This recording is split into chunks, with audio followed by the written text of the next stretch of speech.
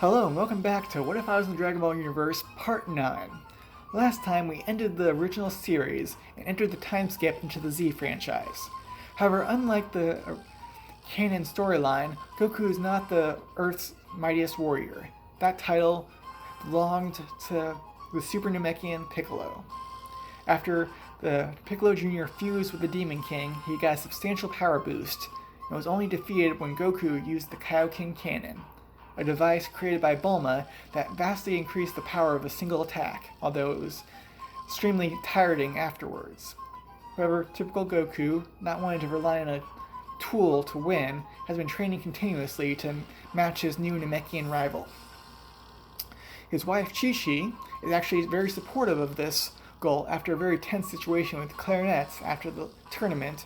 She understands the importance of having a strong defender of Earth, and has been training some herself, although after the birth of their son Gohan, she's settled down a bit more.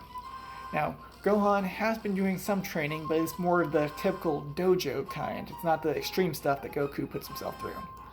And again, Chi-Chi is very supportive of her husband training, and as she doesn't really have to worry about finances with that first wish of the food beam allowing Goku to support for his family more than he ever could in canon, or ever did in canon. Now, Krillin is still Kami's apprentice, sequestered on the lookout. He has been training there to fight the Kami's other half, and has attempted to gain ownership of Shenron. However, the wish was unsuccessful, as Shenron's AC beat Krillin's wish damage. I'm just going to say that transferring the ownership of the dragon of Shenron will take a wish on Prunga. Although this is really not seen on canon or the source material, whether a human can be the focus of the Dragon Balls, I'm going to say it just takes a more powerful source to make the transfer. Now, a commenter mentioned that Tien really didn't need a prosthetic, as a sensory beam could have healed him back to full body. And I'm not sure if that's true, as the source material is kind of vague on whether or not that actually could occur. But I'm going to say during the 5-year time skip, a wish was made and Tien has both his hands. He's been training with Chaozu, and they've been followed by Launch, who has started a relationship with the three-eyed warrior, although it's nothing too serious. But speaking of a serious relationship, Yamcha and Bulma got married during this time. However, they have also gotten divorced and share custody of their daughter, Bra. She is basically a 5-year-old version of the super character of the same name. Now, Yamcha is playing baseball, and his career, using his superhuman strength to be very successful, has drawn a lot of focus to the Kami school of martial arts. And the Turtle Dojo has been getting a lot of new students, including Yamcha's other teammates, and probably some cheerleaders, much to the now youthful Master Roshi's enjoyment, as he is still a pervert and is now hitting on the younger ladies that want self-defense classes.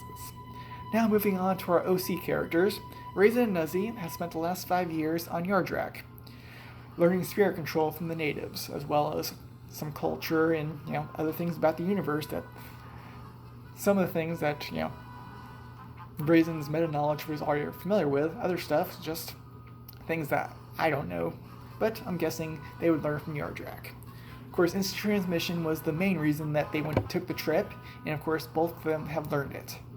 Now, Nuzzy, not being as much of a fighter as her husband, and yes, Raisin and Nuzzy had got married at this point, she is more focused on the healing techniques the Yardraks have to offer, while Raisin has doubled down on duplication techniques, now able to using the body double for more than one separation, as well as being able to use skills like the Kaioken while separated.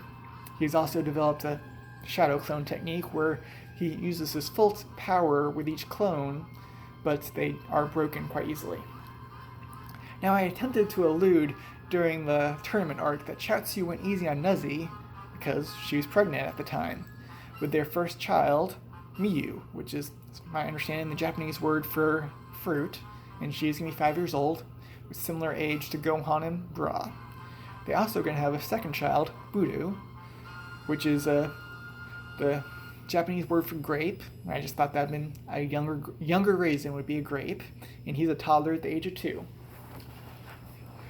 So, due to the constant threat of Piccolo, Clarinet, who is now a rogue agent, he's not really associated with his father anymore, and Piano, who's now a permanent member of the Pilaf gang, all trying to get the Dragon Balls whenever they activate.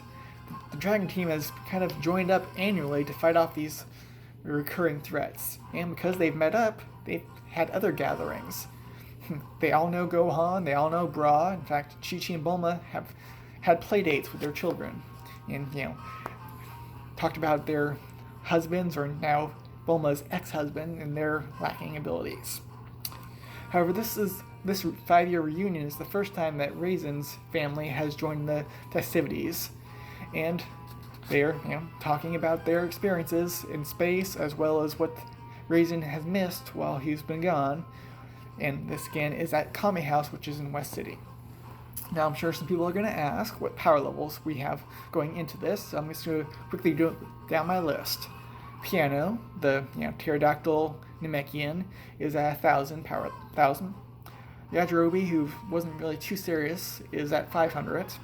Nuzzy is at 1,200, being mostly a healer. Chi-Chi is 240. Gohan is at 15, which is twice that of... Sorry, not twice that. It was 50% more than he was in canon. This is going to be similar for Miyu. And, I don't know, Bra probably only be 10, because, again, both her parents are not martial artists. Then we have Yamcha, who, again, is more interested in his baseball career, is only at 2,400. Roshi is similar, not too serious, is at 3,500. Now we got Tien, 4,600. Krillin, 7,600. And Piccolo at 8,200. Goku has finally surpassed him at 8,600. Oh, and I forgot the Clarinet at 4,000 even. Finally, we have Raisin, who has been thoroughly abusing his Kaioken and his adaptive regeneration to vastly increase his strength and his ki at 18,000. Yes, I know he's a little overpowered, but in the grand scheme of Super Saiyan, that's not going to be much later on. Now, just like usual, Raditz's ship lands on Earth.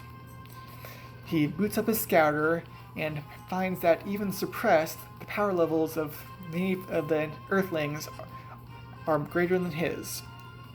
And before he even gets a chance to kill the farmer, he's already decided on retreating, as he is shown to be rather pragmatic. Fortunately for him, before he gets a chance to retreat, Raisin appears, using his spirit-controlled enhanced senses to instant transmit himself right next to the alien. Of course, this is also due to the fact that Raisin has meta-knowledge and knows that the Saiyan is supposed to arrive on that day. He then forces the Saiyan into a family reunion, bringing him face-to-face with Goku.